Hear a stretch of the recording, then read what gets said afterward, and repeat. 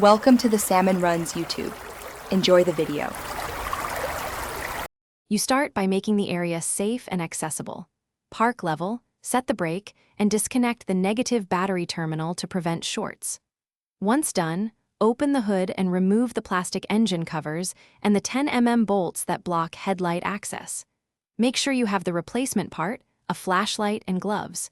You do this now because direct access lets you work without forcing parts. Keeping the battery disconnected prevents electrical damage while you handle connectors and bulbs.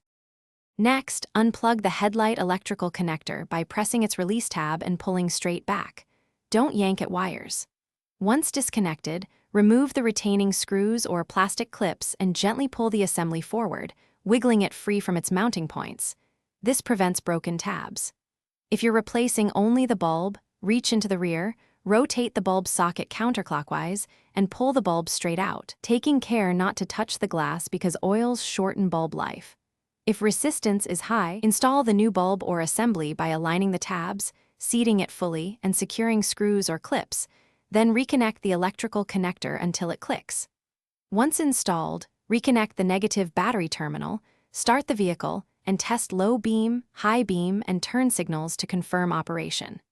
If a light fails, turn off power and double-check fuse and connector pins for corrosion or bent contacts. Swapping the bulb or connector with the opposite side helps isolate whether the part or wiring is at fault. Thanks for watching. Consider subscribing if we helped you.